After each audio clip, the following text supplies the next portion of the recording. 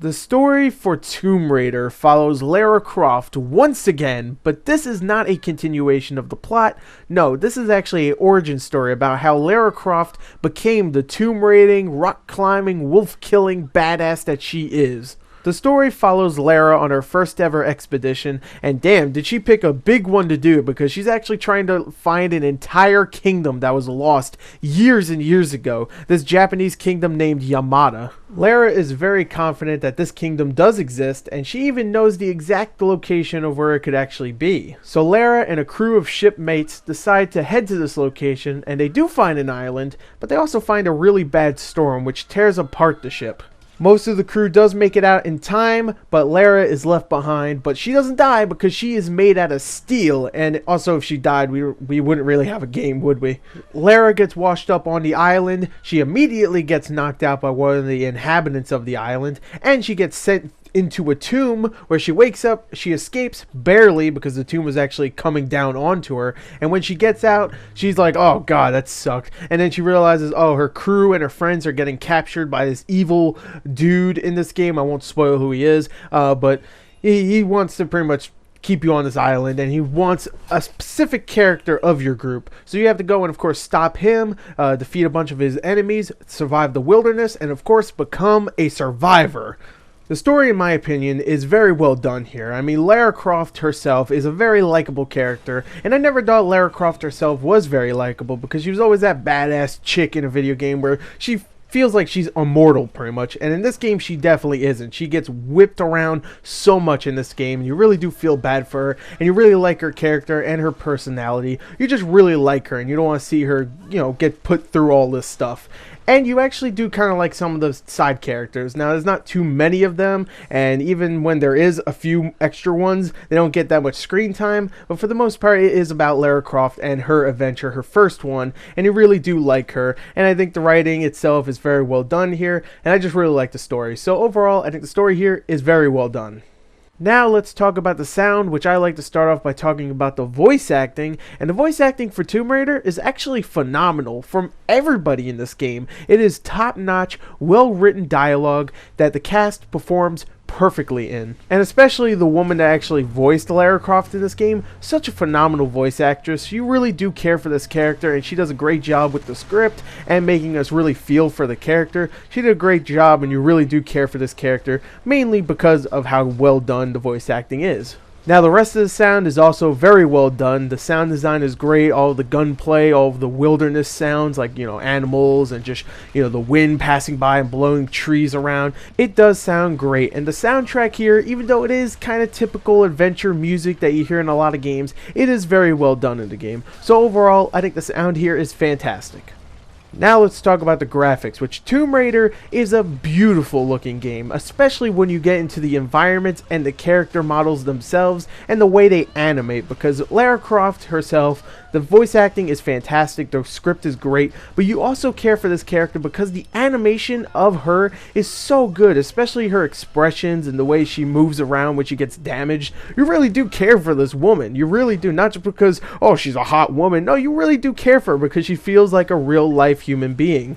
The texturing, the way they are animated, and the design themselves are fantastic in this game. And I'm not just talking about Lara Croft, I'm talking about everybody in this game. The environments are huge and expansive and just gorgeous looking with some great texturing, no real pop-up I've seen, and some amazing effects, especially the fire. Whenever the fire like touches stone, it actually kind of spreads and stuff. Just a beautiful looking game. It really runs smoothly, and I think it is a fantastic looking game. So overall, the graphics are top notch. But now let's talk about the gameplay, and while this is a reboot of Tomb Raider, it does have similar features to other Tomb Raider games. Like you have the gunplay, you have the platforming, the exploration, you have some over-the-top overtones, and you also have wolves. Of course, wolves, that's a big part of Tomb Raider. Now, I haven't enjoyed an old school Tomb Raider game in a very long time, probably since the first two games to be honest, because I didn't care for Legends or Anniversary or Underworld. I know they're decent games, but I didn't really care for them. I thought the gunplay was very monotonous in those games.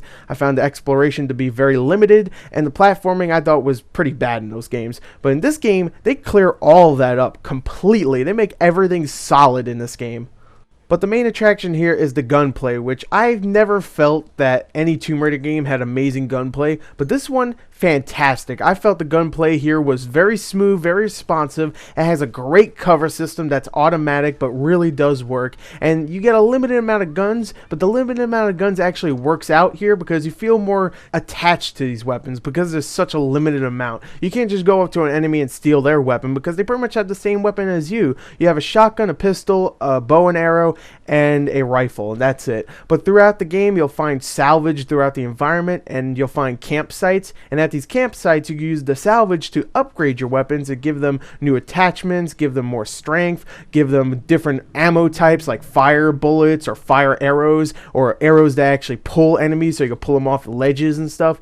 And it's a lot of fun to upgrade these weapons. And here's a side note, you can actually upgrade Lara Croft herself by actually killing enemies or finishing missions and solving puzzles, and you get experience. And whenever you level up, you get a point where you can actually spend it on specific skills, like you can get stronger, or you can be better at killing enemies, or use final like finishing moves that are all gory. And it's a lot of fun to upgrade Lara and the weapons as well. The gunplay is fantastic in this game, and I don't feel like they overdo it too because they have a lot of variety.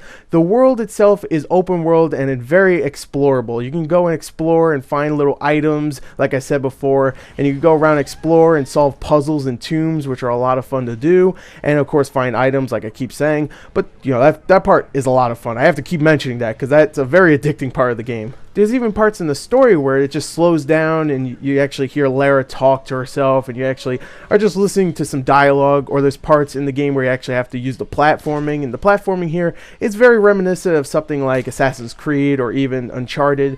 It works very well for the game, and also there's a lot of great set pieces that involve the platforming, where you're running away from an explosion, or you're trying to get out of a tomb that's crumbling down, or you're actually trying to get out of a burning building. It's really fun just to watch this stuff going on, and you're actually a part of it, just like Uncharted or Assassin's Creed or any big action game nowadays. There's a lot of stuff in the single player. It's a lot of fun. There's plenty of story, great gunplay, great cover system, a lot of fun stealth, great exploration, some good puzzles here and there, but for the most part there's not too many of them. I love this game. The single player is so much fun all the way through. I was very addicted. It's a lot of fun and definitely worth your time. But you also have the multiplayer. And the multiplayer isn't the best out there, but I do feel it's very robust and a lot of fun to go and play a couple of rounds here and there, stop, maybe come back another day and play more. It's a lot of fun. It's pretty much the gunplay of the game with some platforming elements, and it's actually very enjoyable. I love that the maps keep changing from different climates all the time. Like sometimes it'll be just like regular, then a sandstorm or a snowy part just happens out of nowhere. I really like that. But for the most part, the multiplayer here is just an add-on. It's fun, nothing amazing though. But Tomb Raider is a fantastic game and definitely worth your time just from the single player alone, and the multiplayer is a cool little add-on, so definitely check this game out. It's worth your $50-$60. Go check this game out. If you're like, oh, Uncharted ripoff, I ain't gonna play that. Well, you're an idiot. Go play this game now because it is an amazing game, worth your money. That's my review. If you don't like it, well, then give me a like. Just do it. Anyway, thank you and goodbye.